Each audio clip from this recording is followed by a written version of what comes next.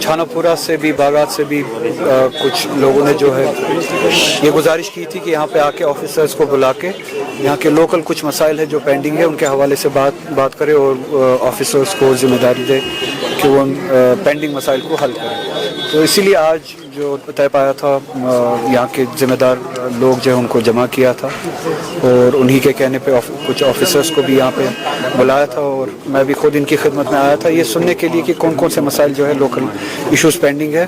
तो उन्हीं हवाले से बात हुई और उम्मीद है कि ये ऑफिसर जो है उस पर एक्ट करके इन इश्यूज़ को जल्द से जल्द ख़त्म कर। मैंने गवर्नमेंट को लिखा था, इससे पहले भी ये मेरे पास आए थे। ये इस ग्राउंड को जो है जवानों के स्पोर्ट्स एक्टिविटी के लिए रखा जाए जैसे कि हमेशा से फंक्शन करता है और पुलिस के लिए अगर उनको कोई ज़मीन देनी भी है उसके लिए कहीं और ज़मीन देखी जाए और रीलोकेट किया जाए। बदकिस्मती ये है कि हमारी इलेक्टेड एडमिनिस्ट्रेशन जो है इस बात को सीरियस से नहीं ले रही है। अभी तक इनके लिए जो है रीलोकेशन का या मुतबादिल का कोई इंतज़ाम नहीं किया है।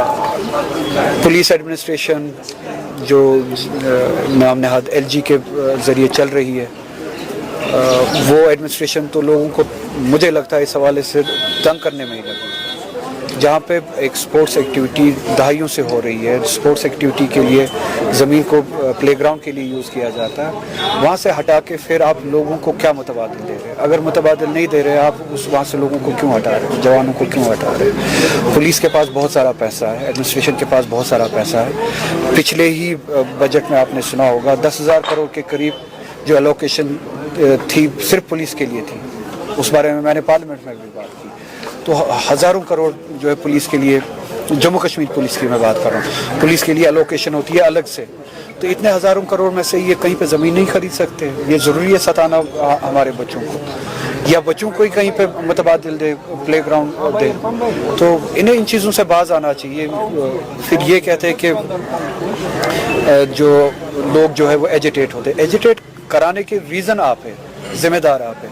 तो मैं आपके वसातत से पुलिस एडमिनिस्ट्रेशन से फिर से ये कहना चाहूँगा इस ग्राउंड को जो है प्ले ग्राउंड के हवाले से ही इस्तेमाल होने दें और पुलिस के लिए अगर आपको ज़मीन की ज़रूरत है, आपके पास पैसा बहुत है, कहीं पे और जाके आप रीलोकेट करें या कहीं पे इन्हीं को रीलोकेट करके ज़मीन दें ये जहाँ पे प्ले ग्राउंड एस्टैब्लिश करें, बच्चों को ना सताएं। मेरी उनके साथ और उनकी मेरे साथ उनकी वो तो अब मुझसे नफ़रत ही करते हैं, मेरी उनके साथ डिफरेंसेस है इसी बात पे कि उन्होंने 370 को जो हमारा प्राइमरी और प्रिंसिपल प्रॉमिस है लोगों को कि हम वो लड़ाई लड़ेंगे। हम में से किसी ने ये नहीं कहा कि आप हमें वोट दीजिए और दूसरे दिन हम 370 लेके आएंगे। हमने 2024 के इलेक्शन में, असेंबली इलेक्शन में ये वादा किया लोगों से कि हम 370 की वापसी, उन प्रोटेक्शंस की वापसी की लड़ाई लड़ेंगे और जो कॉन्स्टिट्यूशनल प्रोटेक्शंस थे इस रियासत की उनकी वापसी के लिए हम इंस्टीट्यूशनल लड़ाई लड़ेंगे। इस गवर्नमेंट ने बदकिस्मती से वो लड़ाई छोड़ दी और इसीलिए लोग भी नाराज़ है और मैं भी उसी नाराज़गी को ही रिफ्लेक्ट करता हूँ। इसीलिए मेरी डिफरेंसेस है इनके साथ। फिर इन्होंने कहा स्टेटहुड, मैंने अंदर भी उसी हवाले से बात की। जम्मू कश्मीर के लोगों ने स्टेटहुड के लिए वोट नहीं दिया। अगर स्टेटहुड के लिए वोट देना होता तो बीजेपी को वोट देते। जम्मू कश्मीर के लोगों ने प्रोटेक्शंस के साथ, कॉन्स्टिट्यूशनल गारंटीज के साथ रेस्टोरेशन का के लिए वोट दिया। स्टेटहुड के लिए बीजेपी ने भी फिर इलेक्शन कैंपेनिंग में प्रॉमिस किया था, on the floor of parliament भी प्रॉमिस किया था। अगर लोगों को, जम्मू कश्मीर के लोगों को स्टेटहुड के लिए वोट देना था तो बीजेपी को वोट देते। उस आइडिया को रिजेक्ट किया लोगों ने। फिर हमारी जमात जिन्होंने 370 के नाम पे, प्रोटेक्शंस के नाम पे वोट लिया, फिर कहा कि हम स्टेटहुड की लड़ाई लड़ेंगे। वो भी जाती थी, वो भी गलत था, वो भी कंप्रोमाइज था मैंडेट के साथ। चलिए 2 मिनट के लिए मैं उनका आर्गुमेंट मानता हूँ, वो अचीवेबल है, उसकी लड़ाई लड़ेंगे। अब 2 साल होने को है, ये गवर्नमेंट वो लड़ाई भी नहीं लड़ रही है, इनने वो भी अब छोड़ दिया है। अब ये कुछ वक्त पहले तक बिजनेस रूल्स की लड़ाई लड़ रहे थे कि हमें बिजनेस रूल्स जो है अप्रूव करके दे दीजिए। अब कुछ महीनों से मुझे लगता है कि अब वो बिजनेस रूल्स भी नहीं मांग रहे हैं। कुछ चीज़ें वहाँ से दिल्ली से अप्रूव होके आ गए, कुछ प्रोटोकॉल्स कुछ इंडिविजुअल्स के लिए अप्रूव होके आ गए और ये खामोश हो गए। अब तो ये ना बिजनेस रूल्स की लड़ाई लड़ रहे हैं, ना बकौल इनकी लड़ाई स्टेटहुड की थी, ना वो लड़ाई लड़ रहे हैं। और जो हम सब की जम्मू कश्मीर के लोगों की जो लड़ाई थी, कॉन्स्टिट्यूशनल गारंटीज की जो लड़ाई थी ना, वो लड़ाई लड़ रहे। तो ये ज्यादती है लोगों के मैंडेट के साथ, लोगों के भरोसे के साथ। क्वेश्चन ने अगर अपोज करना होता तो पहले ही 2023 में जो है ये बिल पास हो चुकी है ऑलरेडी, तो तब अपोज किया होता।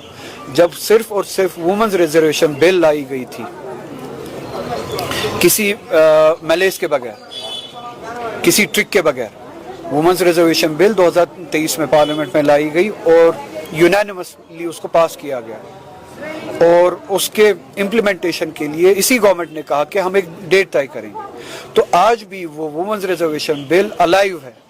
इन्होंने परसों जो कोशिश की वो वुमेन्स रिजर्वेशन बिल की आड़ में डीलिमिटेशन, नाम नहाद डीलिमिटेशन, जिस डीलिमिटेशन के नाम पे ये जेरीमैंडरिंग करना चाहते थे, वही जेरीमैंडरिंग जो इन्होंने कश्मीर में किया, कम्युनल लाइन्स में।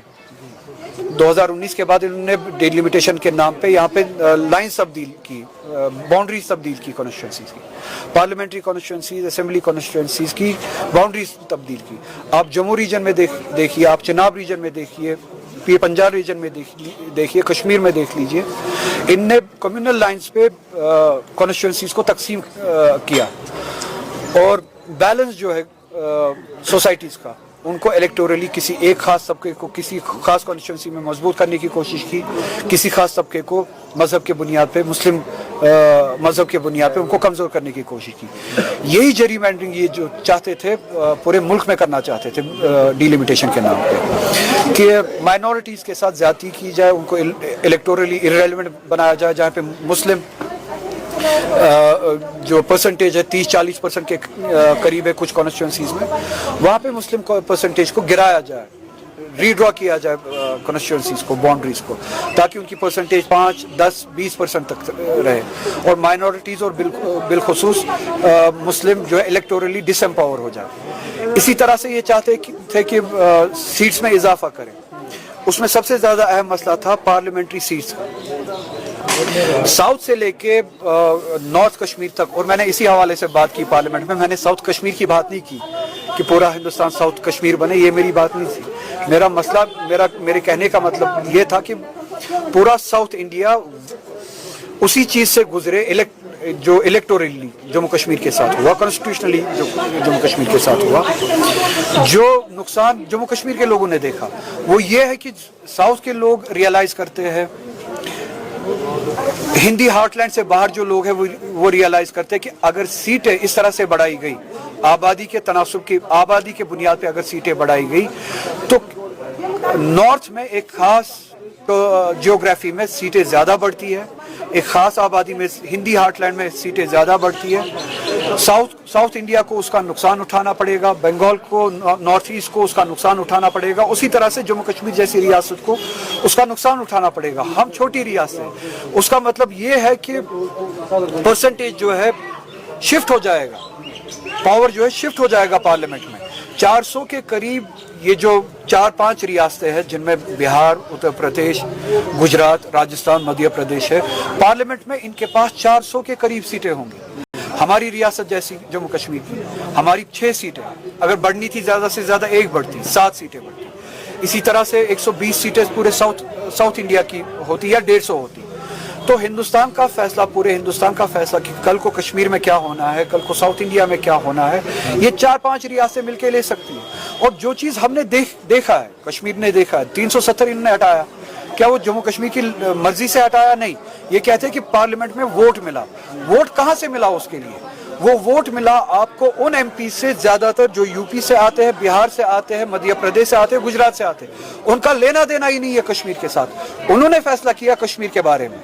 और मेरा मतलब यही था कि साउथ इंडिया यही रियलाइज करेगा, जब साउथ इंडिया का फैसला ये 400 सीटें किसी एक जगह पे कंसंट्रेट होके 4 रियासतें लेंगी, उनके बारे में उनको कल डिसएनफ्रेंचाइज किया जाएगा। मेरे कहने का मतलब ही यही था। वही हो जो कश्मीर के साथ हुआ। एक दिन हम जागे, हमें पता चला हमसे हमारा 370 भी छीना गया, स्टेटहुड भी छीना गया। मैंने यही कहा कि साउथ इंडिया को भी खदशा है और उनको भी लगता है कि हमारे साथ ये होगा, और होने दे, उनको एक दिन उनको भी पता चले।